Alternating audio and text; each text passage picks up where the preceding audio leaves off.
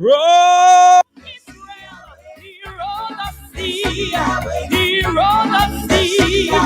Jesus rolled. He rolled the sea. He rolled the sea.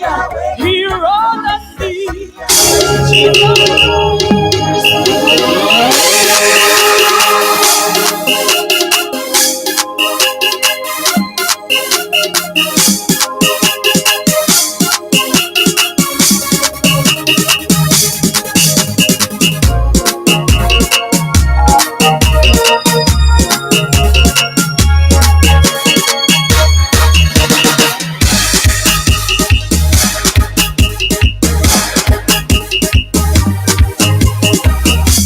Back inside alive on the family station Love 101, and it's time for Behind the Pulpit. And with me behind the pulpit today is Reverend Sheldon Ashman. And he's from the Mount Moriah Circuit of Baptist Churches in Hanover. Good afternoon, Reverend Ashman. How are you doing? Good afternoon, Pastor Dean. I am blessed and highly favored, and according to Umar, was full of flavor. All right, that's amazing to know. How have things been going for you, especially in light of COVID, and now with the we're back to 10 order. How are you coping, sir? I must confess, I've been coping better than maybe others or most others. It's been a challenge, like with everybody else. But I've been doing well and trying to keep head above waters and trying to keep my people focused and ensuring that we can continue to do what the Lord has called us to be and to do. All right, great to know. Great to know. All right, so now behind the pulpit, we try to get insight, knowledge of who the man of God, the woman of God that preaches and prays up a storm and all of that, who they really are, a sense of their history. So, with that being said, I'd like to find out, how did you grow up, and what was your childhood like? What were some of the experiences that stood out for you as a child? All right, thanks. And let me first of all just thanks to Love 101 for the opportunity to share in this passion. I've been listening to Love 101 since 1995, and we have been there since 93. But I give credence to my now wife who introduced me to Love 101 when I met her in 1995. So, but 101 ways is love. In terms of my childhood, my birth certificate said I was born in St. Andrew. Okay. But I actually grew up in St. Anne. So from about maybe 2 months old, my mother brought me to St. Anne.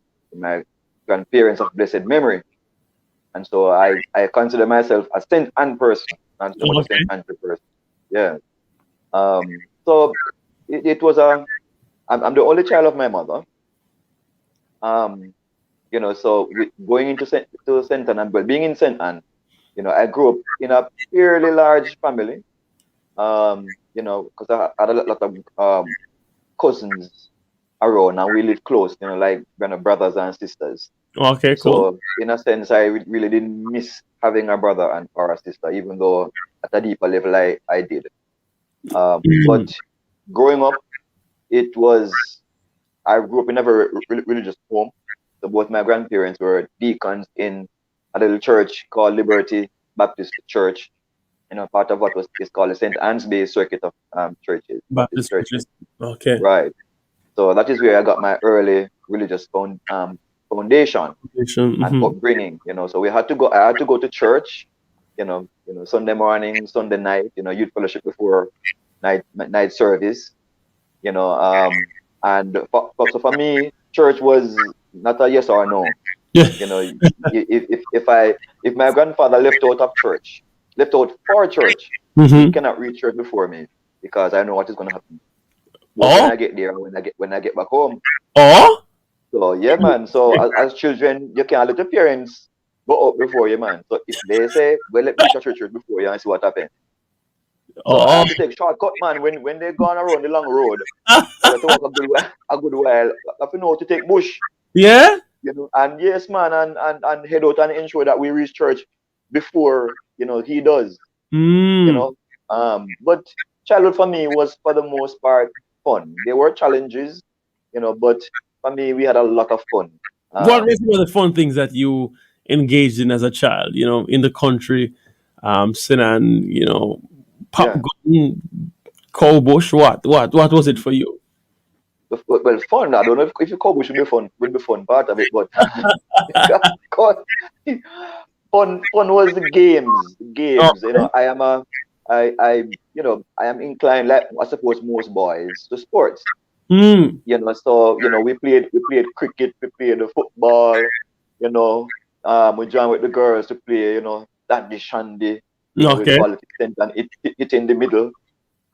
Stocky, all the games, we play, we acted movies, cowboy and Indian and you know, those kind of thing, man, running up and down through the bush and so it was those were the fun time, man. Mark, we never had television, when I was growing up, there was one family at the time In the that had district. a television before one came to my yard.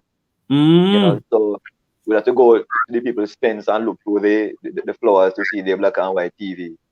Um, so we never had, cell phones and those kind of things. So we make do with what was, and those games were the ones that we engaged in. But what it Oh, did, was to build community and yeah. camaraderie with our friends and so on. So I had very good friends from those days. So those are my fun things, man. Growing up, being able to So engage in sporting activities.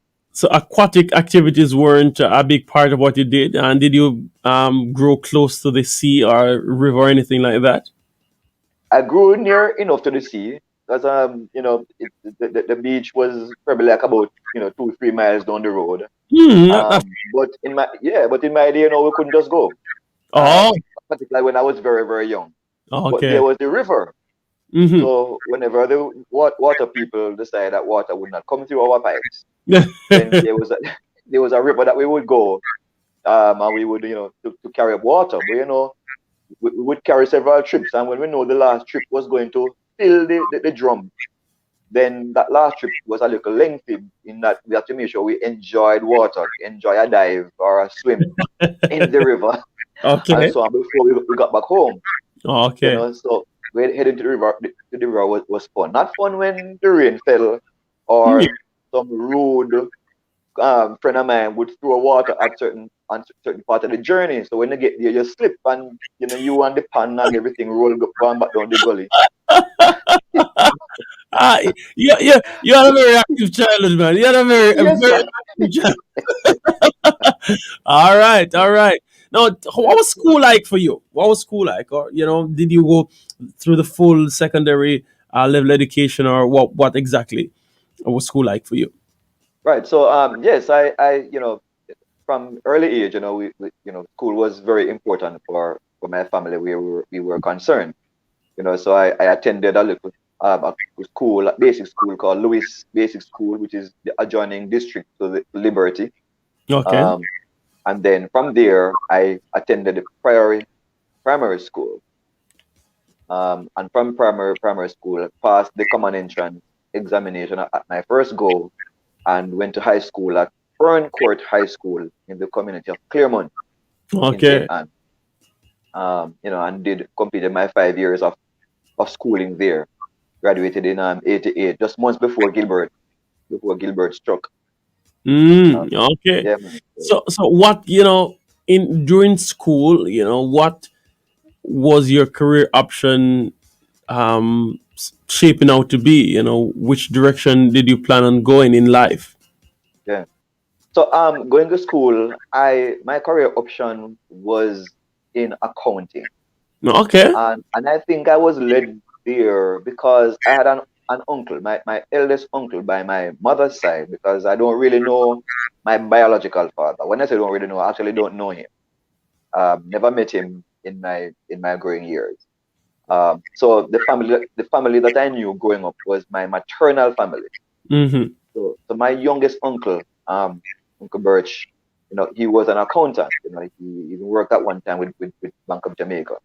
Oh, But I used to idolize him at everything, or even the very walk way how he walk.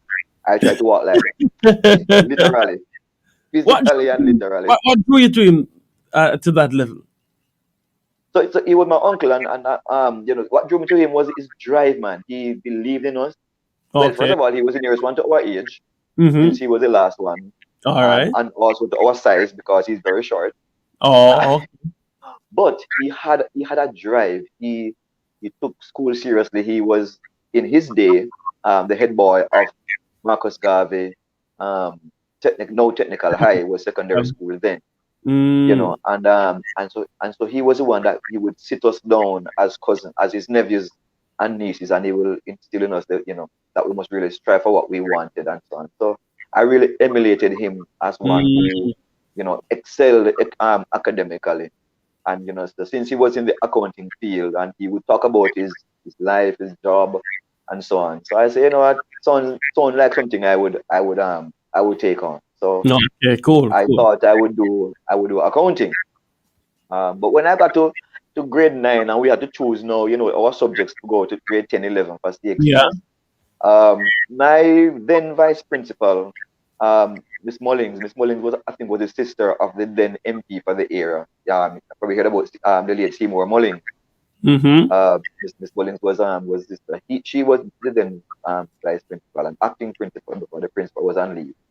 But I seem to have done well enough in grade 9 that she told me that my abilities um, would want to lead me into the sciences. Now, those of us who go to high school would know that the so-called bright students The same. are usually go to the sciences, right? So, but science was not what I loved at all. But she said, based on my abilities, she put me in the sciences rather than in clerical, where I know I would do accounting. So in a way, I kind of felt like those 2 years of high school didn't do me justice, because even Mm, when I got to 10th grade, I didn't do badly in the sciences because I wanted to pass my exam, because I didn't want to be the worst in class.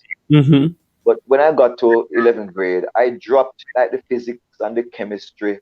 I did human and social biology at the GCE level.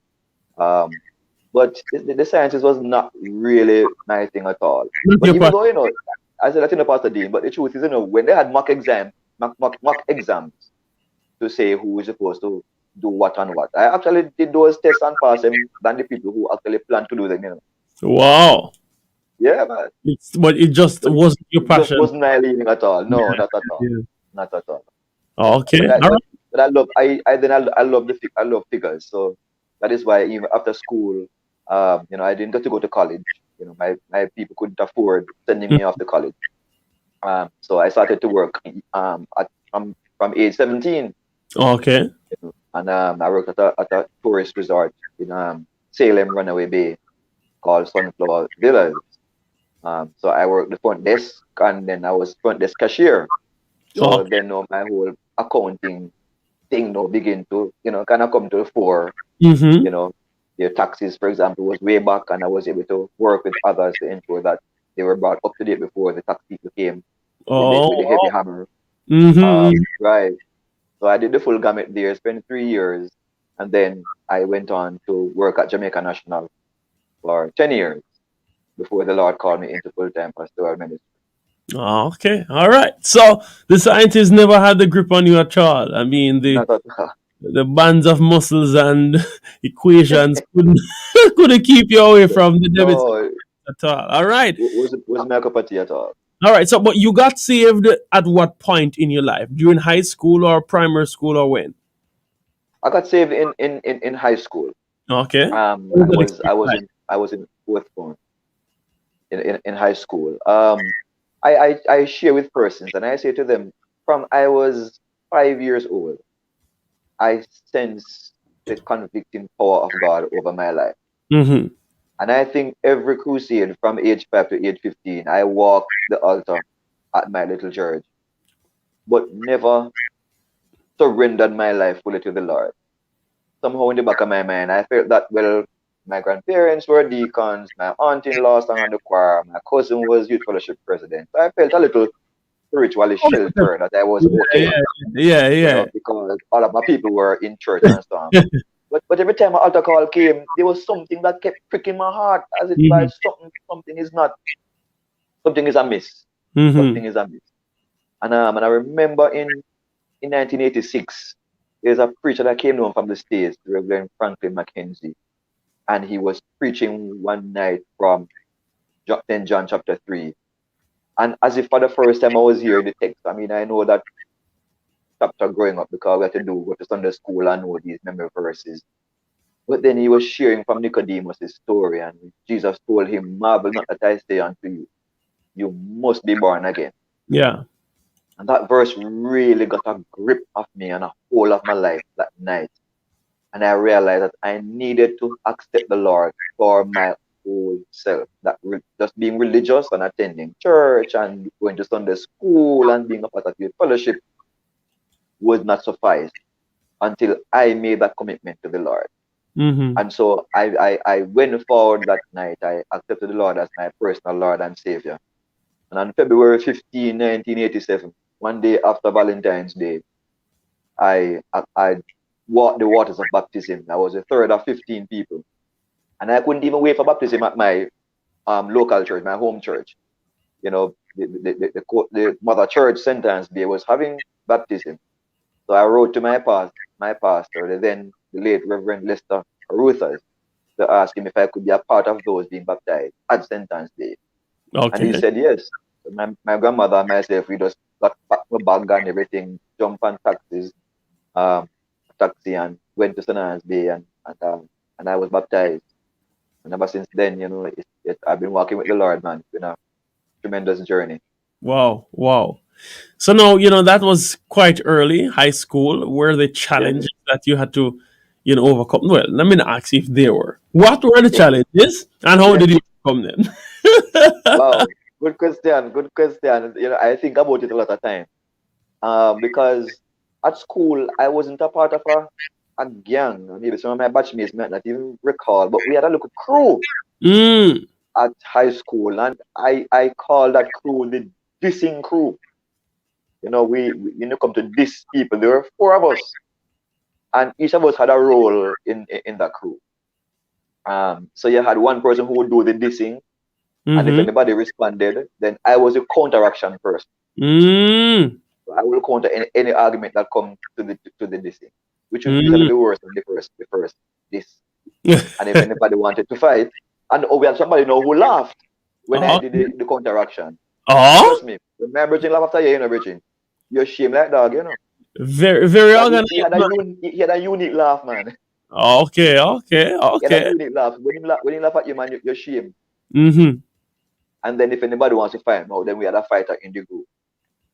So when I got saved, and then my friends knew before that I was going to get baptized. They gave me a few weeks, man. They said, man, in Okay. 2 weeks' time, you're back. So one of the challenge, or the greatest challenge for me, was to kind of ease myself out of that kind of crew, because I know that I had to behave myself. I can't say things to people that gonna hurt them and hurt their feelings. Because in those days, it didn't matter who we dissed. It could be student, it could be teacher. It, Mm. it, it, it didn't it didn't matter.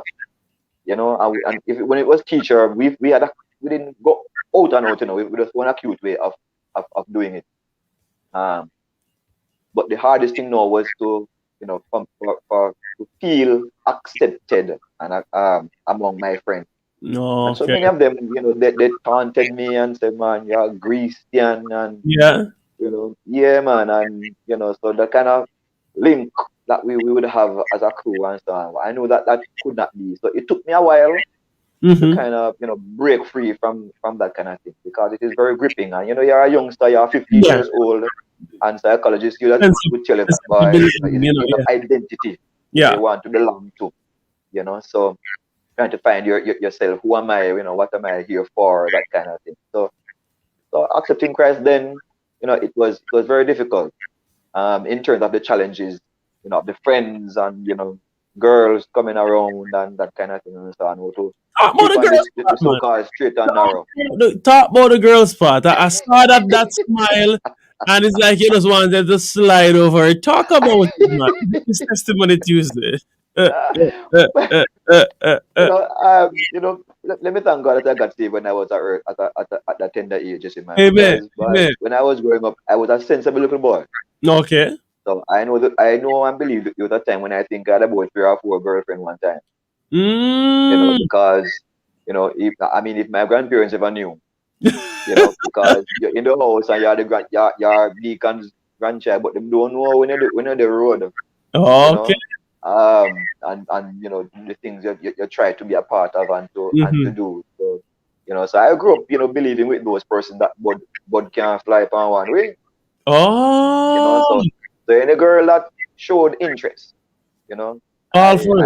I I don't turn them away. Okay. For me it was share the love. Um,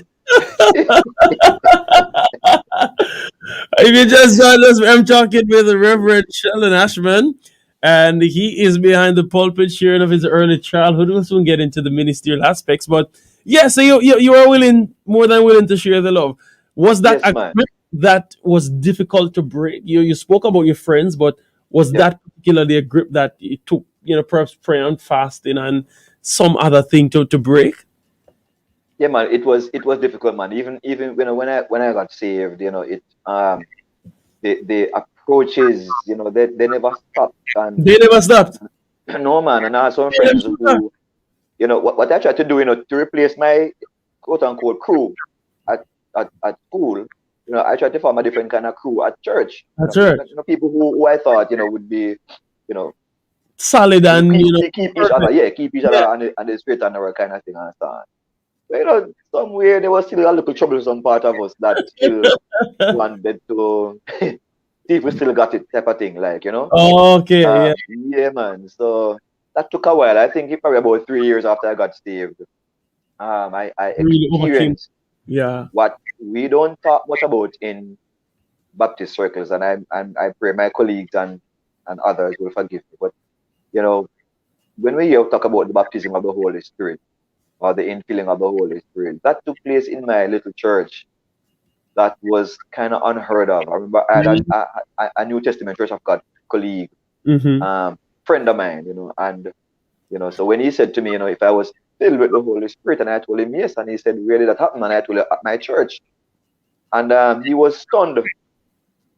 I mean, yeah, I think he stood there for about 5 minutes looking at me, Looking at you. Wow. because the talk says, no Holy Ghost, no, they're Baptist church. That's the talk. Yeah, yeah, yeah. Yeah, man. But that was where that experience, brought me to another level in Wow. my Wow. spiritual journey, and I think that's where I think I would say I got my deliverance. I started to look at life far more differently and realize, well, life is not about me; it's Yeah. about God and Wow. honoring God. So that happened again where you recognize that life wasn't about you, perhaps at a different level, a ministerial level, after 10 years at Jane. Was it difficult to leave Jane? I mean, Jane, booming bank, booming, financial industry. Yeah, leaving that for ministry, how did that go? Wow, wow! I tell you, Pastor Dean, it was it was something else. I wanted the easy way out. I can Um, imagine. yeah, man. Meaning that the time when they had there was the meltdown in the In the financial meltdown, and yeah, in the yeah, 90s. banks were closing down and so on. Jamaica National was the last financial institution that did a redundancy program. Hmm. But the Lord has been calling me for about maybe from before I started JN or a little after I started JN. I sensed a call, but I kept running away from it because I was an evangelist. Okay. Yeah, man, I used to go around and preach at crusades and that kind of thing and so on. And yeah, I was an itinerant evangelist and lay preacher, that kind of thing. I was always Mhm. involved in youth work, so I felt comfortable. Just knowing that is what I did. But somehow this grip on my life for the full time ministry, and I ran from the Lord for about 10 years. So Mm, when the call became very, very strong, I said, Lord, if you want me to be in ministry, then just when JN is doing redundancy, let me be among those being redundant, and then I will mhm, know you don't want me here. mhm. So when the letters came, Pastor Dean, guess what? My name don't come down. Oh. But you know what the Lord said to me, and this is no indictment on any of my colleagues and so on, but the Lord said to me, Sheldon Ashman, that you have to make the choice to leave, to turn your back on what seemed lucrative and comfortable to come into the calling that I am calling you. Powerful. Because next thing somebody might go say, well, it's because I didn't have anything else to do why I Mm, became a pastor. God wow. said you have to make a conscious decision to turn your back on all of this.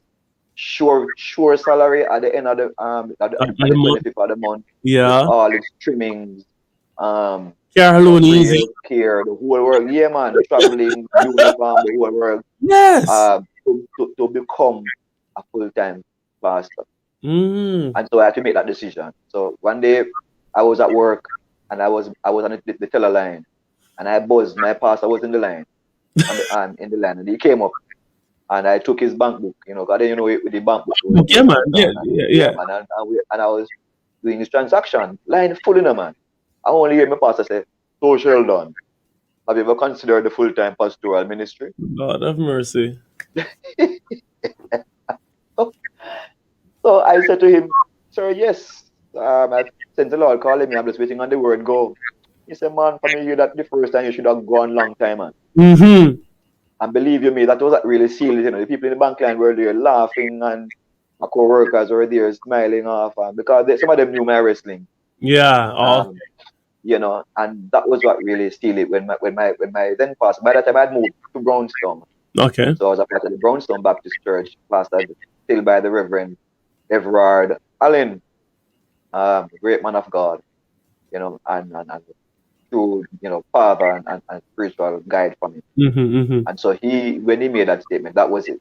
I knew that this was it, and I had to make a decision. So I tendered my resignation. My Wow. friends asked me if I'm sure Mm-hmm. if church pay. That's a perennial question, isn't it? Yes, man. I tell him, man, I'm not going in there for the money. I believe that the Yeah. Lord is calling me for this. So I had to turn my back, but I have no regret having turned my back on all of that to Yeah. pursue what the Lord has called me to do. I believe it's a higher calling, and I am happy that I am here. Were you married at that time, or as yet, or Yes, I was married at that time. I was married for about 4 years, 4 years? How five did years. your wife Yeah. take that? Was she supportive, or did she, think you lost a few screws? I maybe I should have called her in the corner and let her go answer the question there.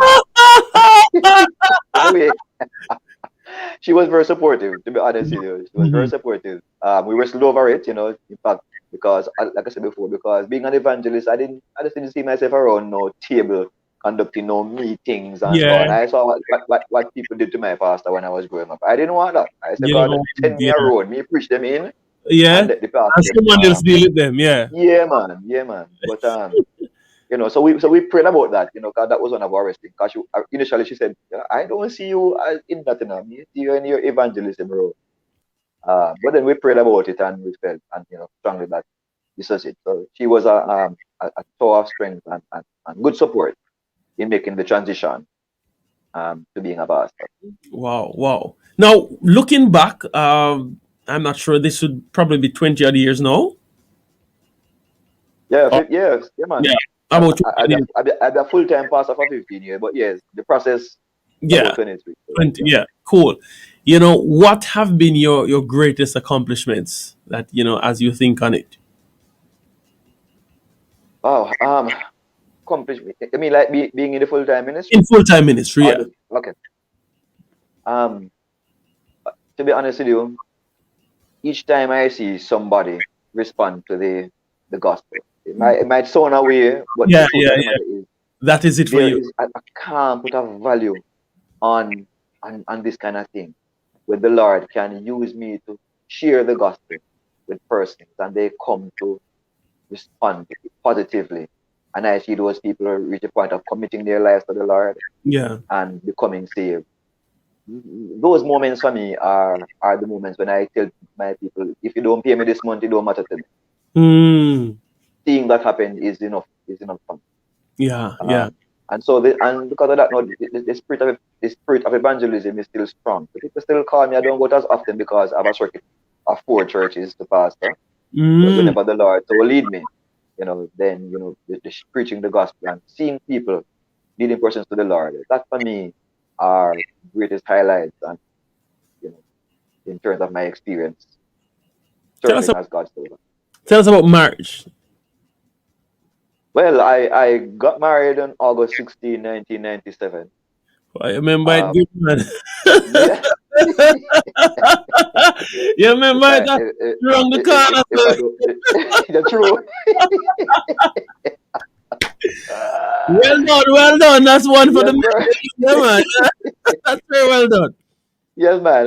Yes, my wife and I have been married for over 23 years. I've known her for over 25 Mm-hmm. years, and we met. I was serving as the president of what we call St. Anne Baptist Youth Fellowship. So that's all the youth groups across St. Anne at the time, and we had a weekend retreat. But I wasn't really looking for a relationship. Okay. In fact, I was coming out of one, and I said, Lord, I don't want any more for the next 4 years. Oh. But then my wife was at the other spectrum, where she Oh. was coming to the retreat to say, God, if me leave this retreat and don't find the person who you want me to marry to, that means you don't want me to get married. Okay. Oh, Okay. so in the heights of a Holy Ghost prayer meeting one night with them same Baptist young people there, Virgin, um, my wife said she just to the Lord, um, put my eyes and said, that's him. That time I know what is going on. I am there laying hands on people, and there's one of my colleagues who is not a pastor, because in that moment the Lord led me to speak to her and to confirm her calling to the Lord. And thank God she is just thriving in the Lord now. But the long and short is that when we left that retreat, she called me to tell me how blessed she was for the weekend, Yeah. and and that was when she could muster up the courage, to do so. But she's very reserved. Okay. Right now, she don't even want me to be talking too much about her, but we can't help myself. Yeah. Yeah. Um, Yeah. She's so but we began, communicating, and then we'll go out for lunch and so on. And over a few months, we decided to take it more seriously and commit ourselves to this relationship. And then 2 years later, we got married. Um, and it's oh, been quite a journey thus far, but God has been faithful. definitely, definitely, definitely. Thank you. You have a love for sports. You still follow cricket a lot, or is it you've shifted from cricket like myself? I don't know. I'm just an all-round sports lover. So once Okay, you say cool. sports, it doesn't matter what sport it is. Hmm. I love them all. But cricket, football, my major one. The West Indies is still my favorite cricket team. They disappoint me like crazy. I have a lot of gray hairs because of them, but I still can't stop watch them. Somehow I beat them Okay, over the somehow, proverbial corner. Yes, somehow. somehow. Hope springs eternal, they say, I right? tell you, sir. I tell you. But I do Um, follow the cricket, no matter if it's not West Indies playing, and if it's okay, Australia, England, whatever. I love okay. sports generally speaking. So when sports news is going on TV, my family know it's not the time to come and ask me about a Anything. question or something. Okay, okay, cool. I'm in my zone. Yeah. What else do you do for? Um, yeah, go ahead. What else do you do for fun? Um, well, I love Dominoes, man.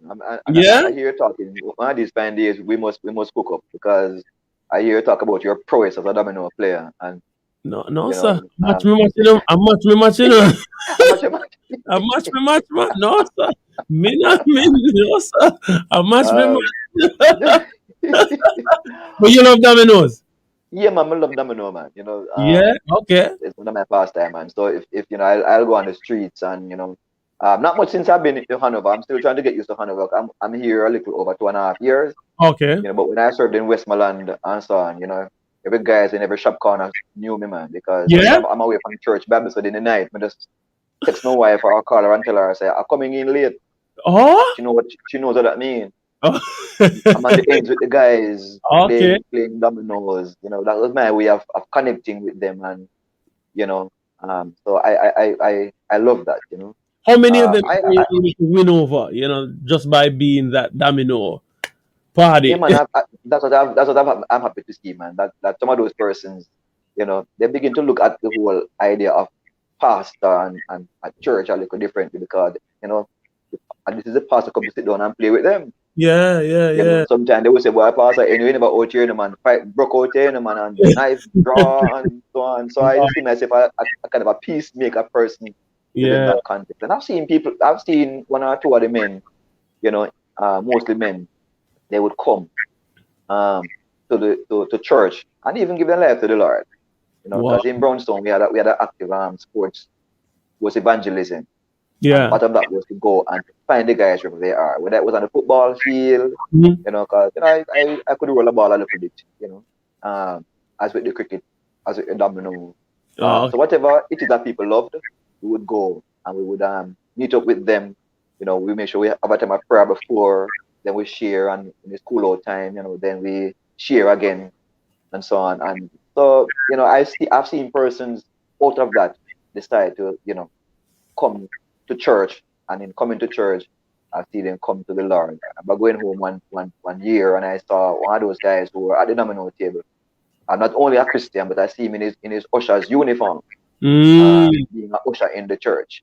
wow. And my heart just rejoiced. Yes, I'm yes, yes. telling you, Pastor Dean, when I saw that, and I know it is coming out of that experience. So Yeah, you can't win everybody, but as Paul says, you be some things for the Jew, you win the Jew, to the Gentile, win the Gentile. You be, you win some, yeah, so you try whatever means. So I love the sports for that particular thing. I have fun, and at the same time I'm doing something meaningful in terms of being a witness for Jesus Christ. yeah. Even if Oh, I don't talk, just yeah. your presence of being there, it's very effective and very important.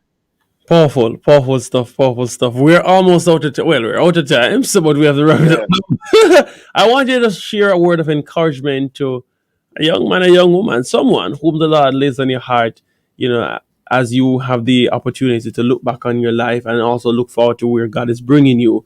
How would you encourage such a person?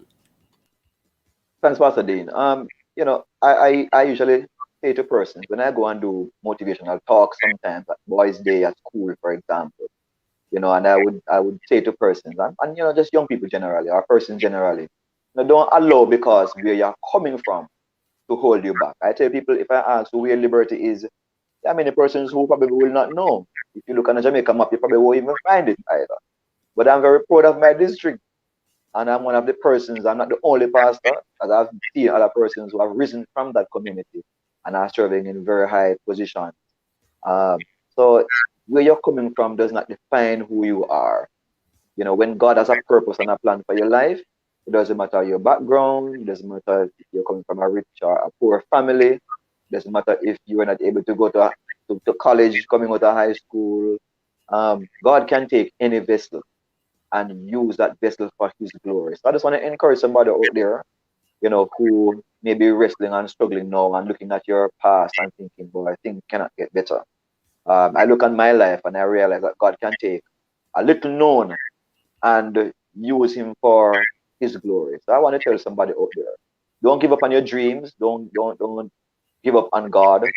I have had a rough growing up, but God has seen me through, and I am here, and he has put me where he has placed me so that I can be of help and to guide lives and to nurture persons who are at the point of giving up. I mean, I know, as I said, what time has gone, but I've been down the road of attempted suicide before, Pastor D.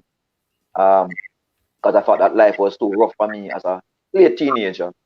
But see me here by the grace of God. I've been through harder times since that time. But when you commit your life to the Lord and decide to have Him direct your life, He speaks life over people. So when I preach life because that's why I love the gospel. It is good news. It doesn't just give life, it gives eternal life. So I want to just encourage somebody out there. If you give your life to the Lord, He can turn it around. He can, just transform you and lift you up above what people might think is not possible. I am a living example of knowing that with God, all things are possible. And that's why one of my main philosophies in life it comes from Philippians 4 and verse 13 that says, I can do all things through Christ, which Oh, strengthens me. strengthens me. Wow, powerful words. Thank you so much, Reverend Sheldon Ashman, for joining us behind the pulpit. Continue being the light. Continue, winning souls even through the dominoes. I Yes. hope you are on the winning end of those matches, and that you get in the 6-0. But whatever way, right? As long as Yes. souls are saved, it's a Indeed, indeed. worth getting. Thank you again for joining us, and continue being that light. God bless you. Thanks, man. It was my pleasure. And I Yeah, man. thank Love 101 for the opportunity. And I pray that God will continue to bless this station and continue to give the wind a mighty voice. All right. Bless you. Thank you again. Bless you, bless you, man. You're welcome. Powerful testimony. Yeah, man. Really like that testimony. Great stuff, being shared from Reverend Sheldon Ashman. Everyone has a story, and he was able to articulate his story in quite an interesting way. Yeah, that one I never did it at all. I love it. I love it. I love it. I love it. I absolutely love it.